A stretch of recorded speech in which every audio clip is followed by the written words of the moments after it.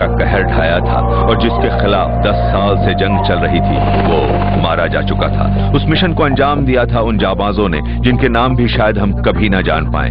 उनके साथ थी ट्रेन्ड इंटेलिजेंस एनालिस्ट, टेक्नीशियन और ऑपरेटिव की एक फौज, और उन्हें सहारा था उस सरकार का जो इस मिशन को अंजाम देने की ठान चुकी थी। वो सरकार जो जंग से घायल थी पर इंसाफ पाना चाहती थी। उस हैवान ने हजारों बेकसूर लोगों को मौत की नींद सुला दिया था। उसे मारकर सरकार ने बिल्कुल सही किया है और उसे मिटाकर दुनिया को एक बेहतरीन तोहफा दिया है। अमेरिकी राष्ट्रपति और उनके सलाहकार भी बहुत खुश थे। वहाँ गोलीबारी हुई है, सुना है कि उसने अपनी जान बचाने के लिए एक औरत, लेकिन उस मिशन के खत्म होने के कुछ दिनों बाद ही लगने लगा था कि अमेरिकी सरकार ने इस मामले में जो बयान दिया था वो पूरी तरह से सच नहीं था। व्हाइट हाउस की ये बात सेना के स्पेशल ऑपरेशन फोर्स की हर गतिविधि पर नजर रखने वाले हम पत्रकारों को काफी खटक गई थी कि वहां काफी देर तक गोलियां चली थीं। ये कोरी बकवास थी क्योंकि सेना का हर शख्स इसके बारे में जानता था।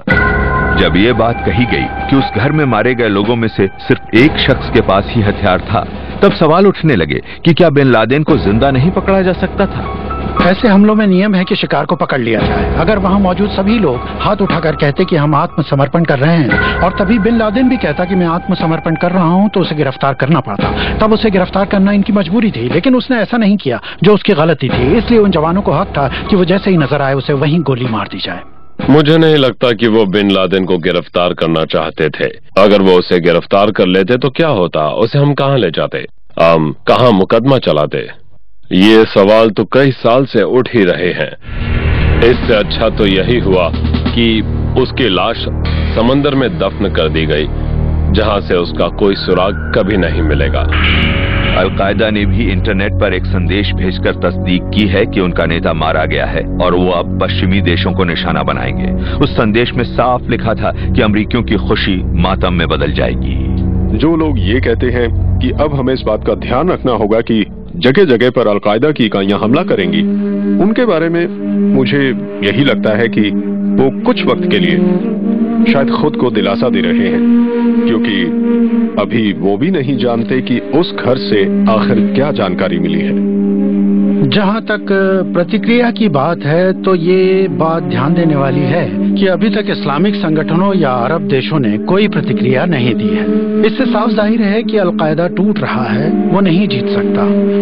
वो तो मध्य पूर्व की सरकारों को भी नहीं गिरा पा रहा, तो फिर अमेरिका की सरकार को गिराने की बात तो बहुत दूर की कौड़ी है।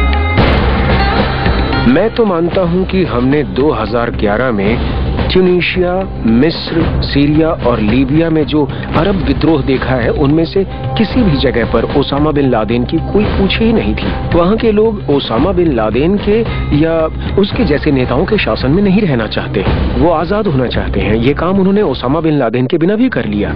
5 मई सन 2011 को गुरुवार के दिन उस हमले के बाद अमेरिकी राष्ट्रपति ओबामा न्यूयॉर्क में ग्राउंड जीरो पर गए। वहां वो 9/11 के हमले में शिकार बने लोगों के परिवार वालों से मिले।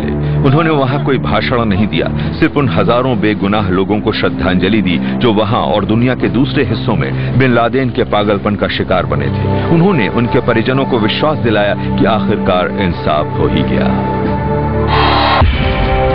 जिन जांबाजों ने उस मिशन को कामयाब बनाया था, वो आज भी गुमनाम है। बहुत अच्छा काम किया। यहां तक कि जब अमेरिकी राष्ट्रपति ओबामा हमला करने वाली टीम का शुक्रिया अदा करने 160th special operations aviation regiment के ठिकाने पर फोर्ट कैम्पबेल, केंटकी गए, तब भी हमले के वक्त हेलीकॉप्टर उड़ाने वाले पायलटों से उनकी मुलाकात कैमरों से दूर हुई। सील टीम 6 के जिन सदस्यों ने बिन लादेन पर गोली चलाई थी, उनके बारे में अमेरिकी राष्ट्रपति को भी नहीं बताया गया। इन जांबाजों ने एक ही रात में इतिहास और शायद दुनिया की दिशा ही बदल दी थी। इस बात में कोई शक नहीं है कि यह मिशन अमेरिका की एक सबसे बड़ी कामयाबी मानी जाएगी। तकनीक की जटिलताओं, उसमें शामिल लोगों की संख्या और उनके लगन के लिहाज से ये बेमिसाल है। मुझे नहीं लगता कि कोई और देश ऐसा कर पाता। सब कुछ बहुत ही आसानी से हो गया, यहाँ तक कि अनहोनी भी हुई। वो हेलीकॉप्टर हादसा हुआ, फिर भी हम कामयाब रहे। मेरी नजरों में तो द्वितीय विश्व युद्ध के बाद ये एक सबसे कामयाब और ऐतिहासिक सैन्य अभियान रहा है। उसे इस तरह से सोच समझकर सही तरीके से मारने के बाद उस अध्याय का एक पन्ना तो खत्म हो गया। हो सकता है कि आतंकवाद के खिलाफ संघर्ष जारी रहे और हमें शायद अपनी रक्षा के लिए भविष्य में और ज्यादा मेहनत करनी पड़े। इस प्रोग्राम में कही गई कमेंट्री और राय जरूरी नहीं है कि चैनल की राय प्रदर्शित करती हो।